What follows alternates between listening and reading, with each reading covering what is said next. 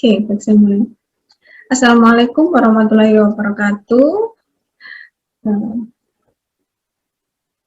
Pada kesempatan hari ini, saya akan menjelaskan mengenai teknik presentasi.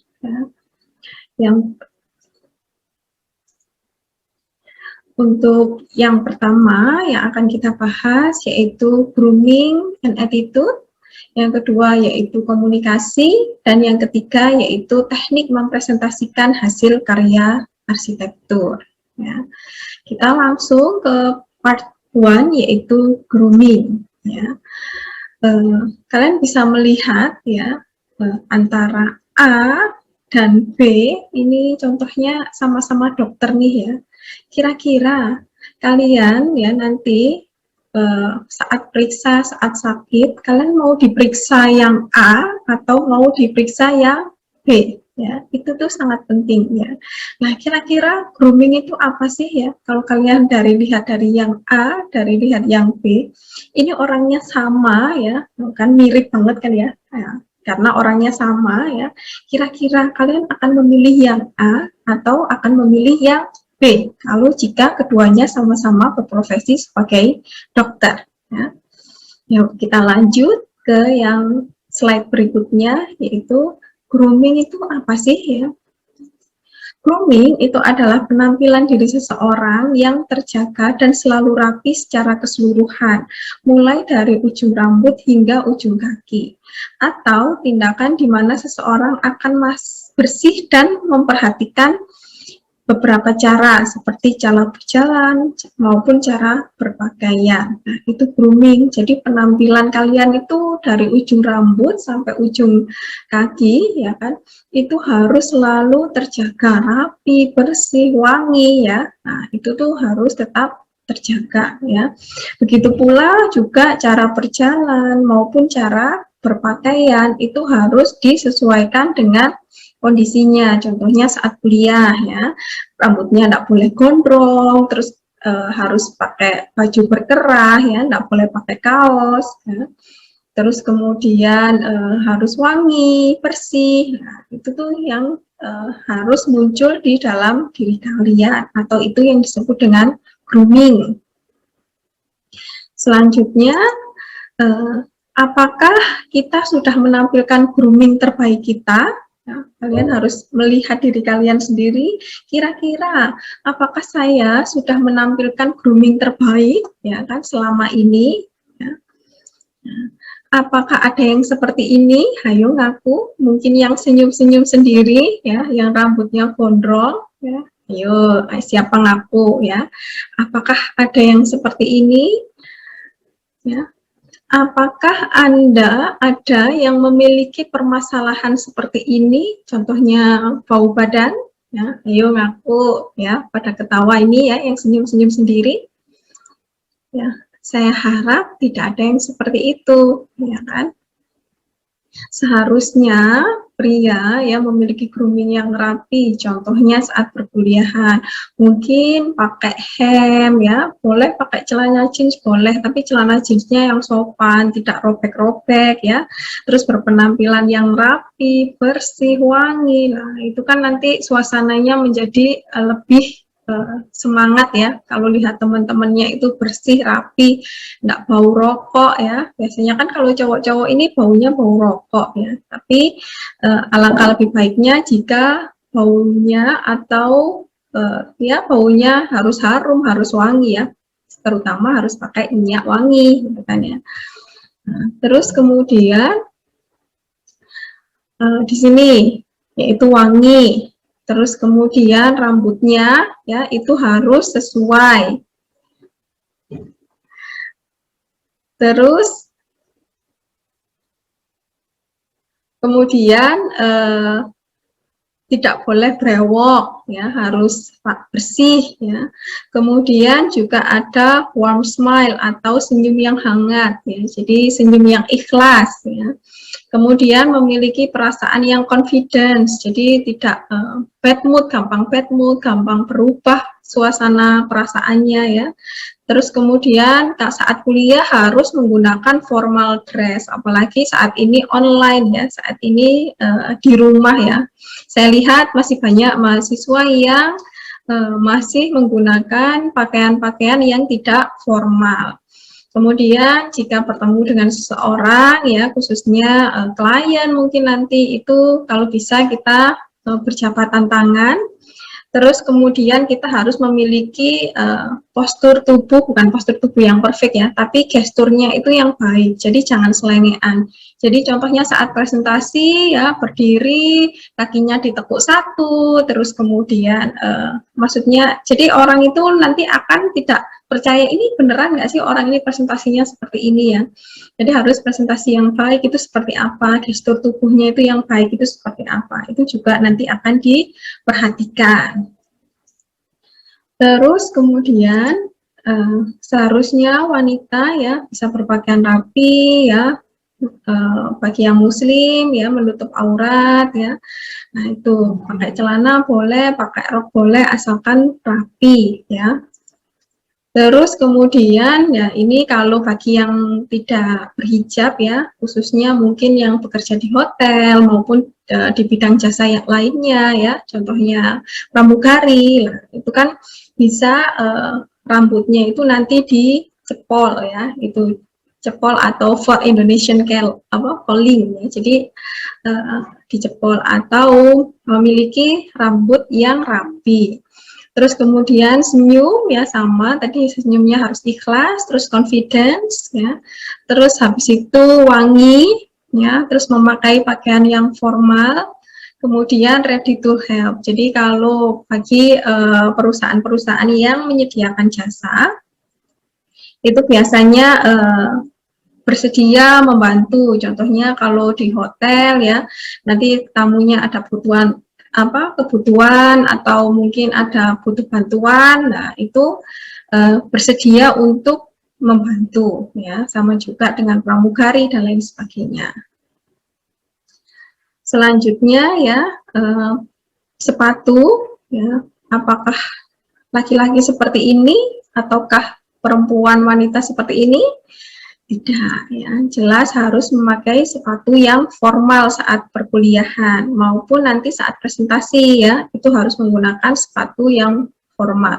Kalian harus menampilkan grooming terbaik kalian ya. Wanita pun juga harus pakai sepatu yang formal. Bahkan ada di beberapa perusahaan ya, itu mengatur tentang sepatunya harus haknya 5 cm, terus kemudian harus warna hitam ya, terus kemudian harus pakai hak tahu, nggak boleh hak runcing gitu kan ya. Nah itu tuh juga sudah diatur, ada beberapa perusahaan yang seperti itu, contohnya mungkin di bank ya, terus kemudian pramugari, terus kemudian hotel, itu ada peraturan-peraturan seperti itu ya.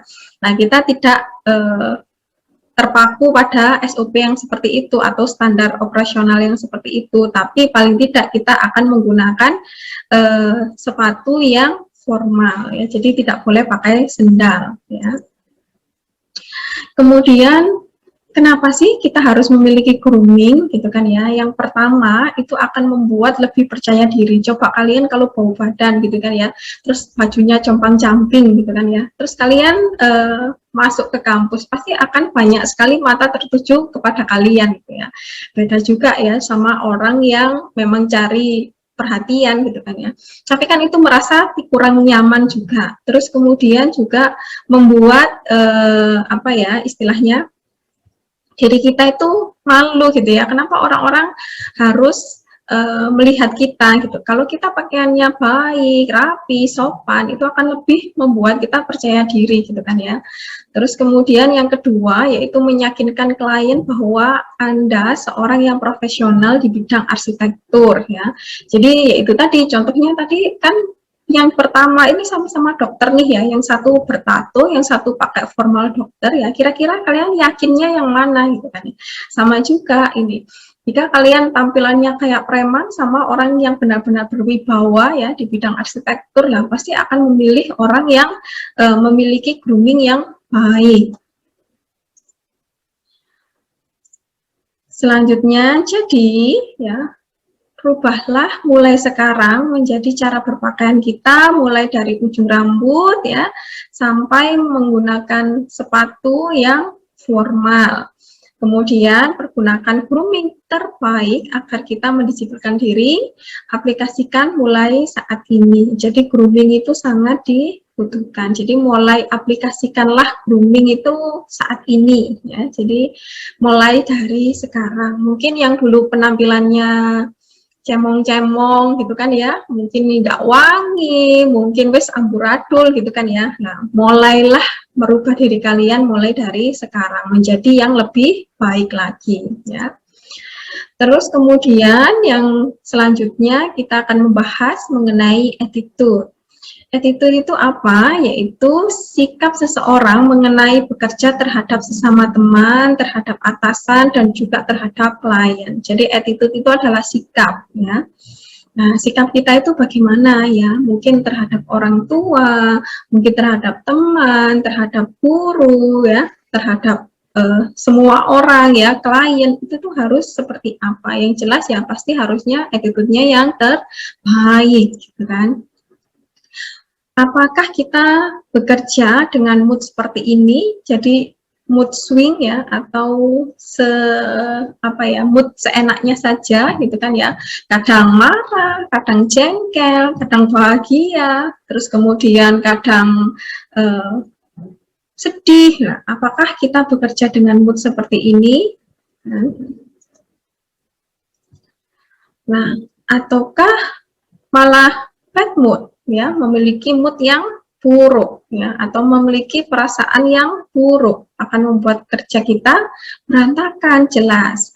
Kemudian mood yang buruk akan merugikan perusahaan. Mengapa? Karena pada saat menangani klien dengan muka yang kusam dan malas, klien itu enggan datang lagi gitu, jadi nggak mau, aduh ngapain sih kita ke situ.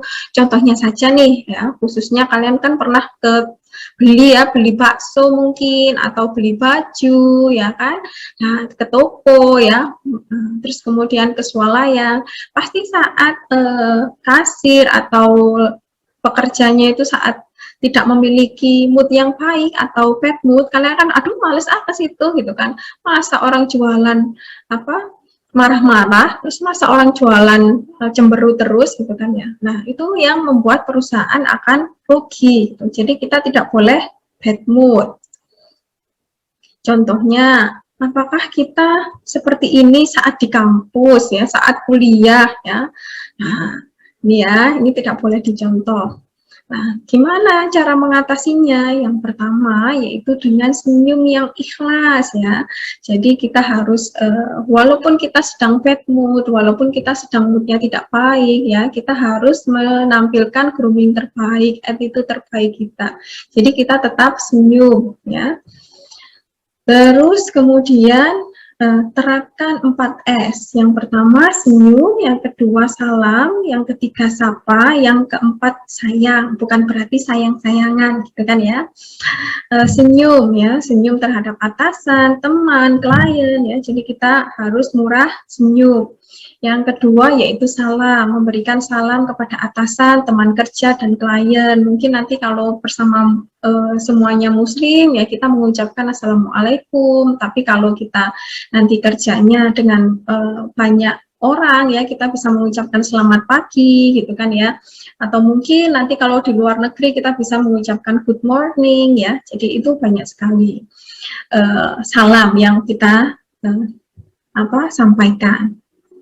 Kemudian sapa, jangan lupa menyapa ya. Contohnya ada dosen lewat, ada beberapa mahasiswa itu dosennya lewat itu takut malah pergi atau mungkin malah buang muka dan lain sebagainya. Jangan, disapa aja.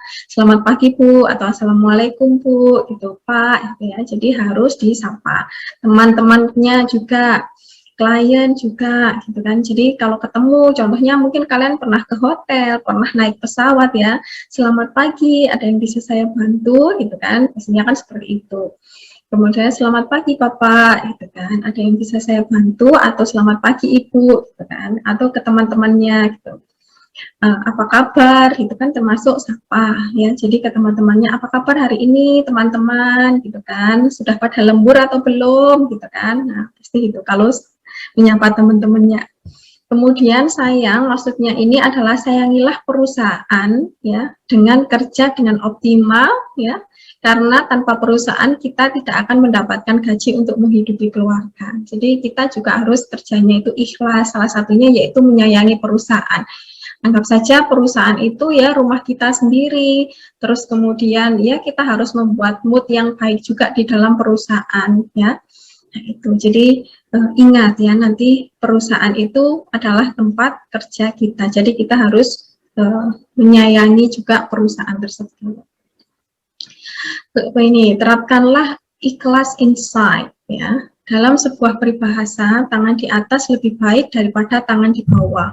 Maksudnya, kita sebagai karyawan di perusahaan harus melayani dan membantu klien dengan ikhlas, karena klien membutuhkan pelayanan kita, gitu kan ya.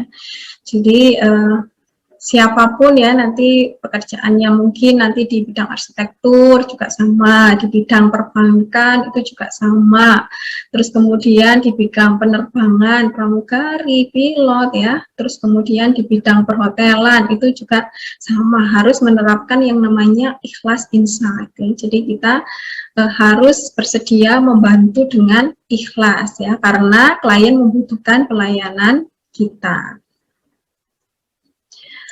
Selanjutnya, hindari sikap di bawah ini. Ya. Contohnya, bermalas-malasan, gosip, atau gibah ya. Ada temennya, ini terus gibah-gibah gitu di kelas, terus berisik di kelas, ya. Terus kemudian malas-malasan, terus pekerjaannya ditumpuk, ya. Akhirnya lembur-lembur, ya. Itu pekerjaannya ditumpuk, terus main HP ya di kelas, terus kemudian merokok sehingga menyebabkan bau yang tidak sedap ya kan, sehingga mempengaruhi mood nanti teman-temannya di dalam kelas ya. Contohnya yang pertama gibah, tuh ini digibahin gitu kan, males, akhirnya males ngerjakan tugas ya kan, dan lain-lain ya. Jadi hindari sikap di bawah ini.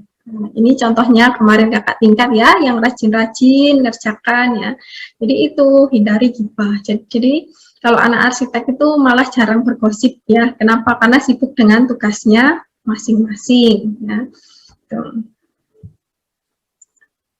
Nah, terus kemudian kita ke part 2, yaitu communication atau komunikasi ya. Komunikasi pada dasarnya adalah proses penyampaian pesan dari pengirim atau sumber pesan ya, kepada penerima pesan. Pada proses penyampaian ini, kita dapat melakukan dengan berbagai cara, baik itu menyampaikan secara verbal, menyampaikan non-verbal, atau menyampaikan dengan menggunakan perpaduan verbal dan non-verbal. Itu komunikasi. Jadi kita bisa menyampaikan secara langsung ya, secara langsung kita berbicara seperti ini gitu kan ya, atau nonverbal ya, mungkin menulis ya, menulis surat, terus kemudian WA ya, tentu yang disebut nonverbal. Nah, juga bisa nonverbal itu melalui gestur tubuh ya.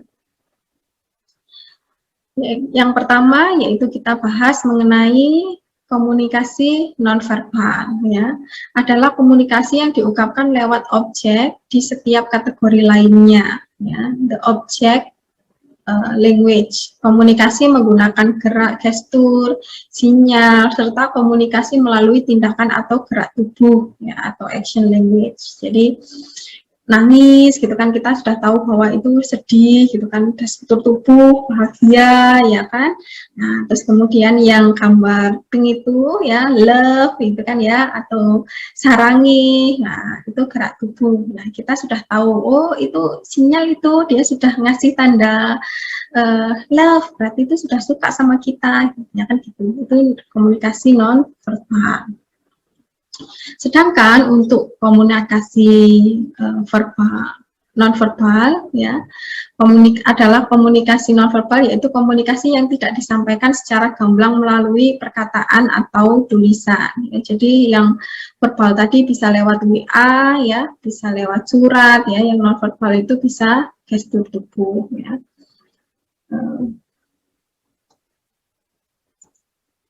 Komunikasi verbal ya atau oral communication adalah komunikasi yang menggunakan kata-kata baik lisan maupun tulisan dan pemberi pesan kepada penerima pesan. Komunikasi verbal ini sering dianggap oleh sebagian besar orang sebagai salah satu bentuk komunikasi ya. Bisa komunikasi langsung juga ya. Jadi kita tahu makna yang akan disampaikan itu seperti apa. Kemudian ada gabungan antara komunikasi verbal dan juga komunikasi non-verbal ya. Selanjutnya kita akan di komunikasi, kita harus memilih pilihan kalimat yang tepat ya. Contohnya formal atau formal, yang benar formal. Cedera atau cedera, yang benar itu yaitu cedera. Personel atau personil, yang benar yaitu personel. Materai atau matrai ya, yang benar itu adalah materai. Himbau atau imbau, yang benar itu adalah imbau. Nah, kita harus tahu kalimat-kalimat yang baku dan tidak baku. Banyak sekali mahasiswa yang mungkin komunikasi dengan dosen ya, itu banyak sekali yang masih belum baku kalimatnya. Terus kemudian jangan seperti ini ya, contohnya kita mengirim pesan ya. Nah, contohnya, selamat malam Pak Fuad, saya mahasiswi komunikasi fisik. Temannya ini gitu, nggak usah ya, sebutkan saja. Kalau di kita kan sudah ada prosedurnya, nama, NIM ya, angkatan, jurusan, itu kan kita sudah ada. Hari ini saya kira-kira jam berapa, jam 1, jam 2, jam 3, jam 4 lah, kayak gitu itu menanyakan. Seharusnya kalianlah yang mengikuti jadwalnya dari dosen, bukan mengatur jadwal dosen ya. Ataupun sama seperti yang sebelahnya ini, Assalamualaikum Bapak, maaf mengganggu malam minggu, saya ingin menanyakan perihal revisi tugas akhir. Waalaikumsalam, baik silahkan, sebaiknya minggu depan saja, saya masih di luar kota. Terus kemudian protes, saya setiap asistensi ke Bapak selalu beralasan. Nah, kayak gitu juga tidak baik ya. Atau ada yang seperti ini, gitu kan ya. Pak, saya perlu ke kantor Bapak untuk penelitian, bisa nggak?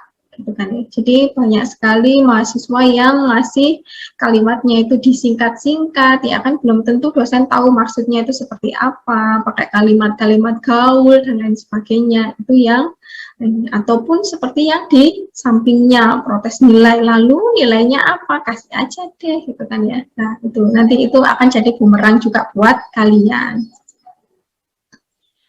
Nah terus kemudian apakah bos lo di kampus nggak lah gitu, itu kan nggak boleh ya komunikasi seperti itu ya. Harus menggunakan kalimat formal, salam, memperkenalkan diri, nama, NIM, jurusan, kelas. Inti dari pesan itu apa? Mau asistensi kah, mau bimbingan kah ya? Terus habis itu terima kasih atau penutup. Contohnya, Assalamualaikum ya. Nama saya Anissa Humaira. NIM berapa? Jurusan Teknik Arsitektur, kelas C, mata kuliah di BA. Ibu, Bapak, siapa ya namanya, saya ingin mengajukan asistensi untuk mata kuliah di BA. Kira-kira kapan saya bisa menemui Bapak atau Ibu? Terima kasih. Dan nanti kan akan dijadwalkan sama dosen tersebut. Oh iya, besok ya jam 10 gitu. Ya sudah, kita akan datang ke kampus itu jam 10. Selanjutnya yaitu part 3 ya, mengenai teknik mempresentasikan hasil karya arsitektur ya. Teknik mempresentasikan hasil karya arsitektur ini harus hasil karya kalian sendiri ya. Baik buruk hasil karya kalian harus punya kalian sendiri yang dipresentasikan ya. Nah, gambar presentasi atau gambar arsitektur memang dibuat untuk keperluan showcase ya. Oleh sebab itu, ya sengaja dibuat tampak seindah mungkin ya. Jadi nanti kalian harus menampilkan itu sebaik mungkin gambar kalian tadi ya, mulai dari tugas pertama yaitu denah ya. Denah sampai detail arsitektur. Bahkan tak jarang gambar ini mendapatkan sentuhan efek dramatis agar lebih tampak impresif ya. Dan juga gambar tersebut harus komunikatif ya. Tujuannya tentu agar menarik perhatian dan menunjukkan pesona dari arsitektur itu sendiri ya. Jadi dibuat dramatis sehingga orang itu melihat wah, ada sesuatu yang berbeda dari yang lainnya. Terus kemudian contohnya ya harus ditampilkan sebaik mungkin, semaksimal mungkin gambarnya ya. Nah, kalian bisa menampilkan dengan detail-detail yang ada ya untuk memberikan tampilan yang terbaik ya. Kemudian juga aspek informatif dari gambar tetap harus diperhatikan karena gambar arsitektur tidak sama dengan lukisan yang cukup indah saja, tapi juga harus bersifat informatif juga bagi yang mengamati ya. Kemudian teknik presentasi yang lainnya misalnya gambar denah, meskipun dalam denah presentasi tidak selalu jelas menampilkan misalnya posisi kolom atau material dinding ya, gambar tersebut tetap harus dapat menunjukkan dengan baik jenis ruang, sirkulasi, dan lain sebagainya ya. Terus kemudian ini beberapa contohnya. Nah, itu ya sudah tadi mengenai jadi kalian harus memiliki grooming yang baik, komunikasi yang baik, serta gambar teknik presentasi gambar arsitektur yang baik. Oke, yuk lanjut ke tugas. Tugas lagi Bu Iya, tapi tugasnya sudah ada gambar-gambar lagi ya. Yang pertama yaitu mempresentasikan tugas minggu kedua sampai ke 7, yaitu mulai denah, layout, set plan, tampak, potongan, perspektif eksterior, perspektif interior, dan juga detail arsitektural. Ya, kemudian durasi video ya 5 menit ya. Boleh kurang sedikit, tidak boleh lebih dari 5 menit, maksimal ini 5 menit. Kemudian bisa diupload di YouTube atau Google Drive masing-masing ya. Pengumpulan link bisa bagi yang Google Drive harus di-sharing ya, dikumpulkan di e-learning ataupun Google Classroom ya. Nanti didiskusikan dengan dosen pengampu masing-masing ya. Pengumpulan di minggu ke-9 yaitu tanggal 31 Maret 2021, maaf ya ini tulisannya 2021 pukul 23.59 WIB ya. Jadi itu untuk tugasnya ya. Oke, baik, terima kasih untuk hari ini. Oke, terima kasih untuk hari ini. Semoga materinya bermanfaat. Wassalamualaikum warahmatullahi wabarakatuh.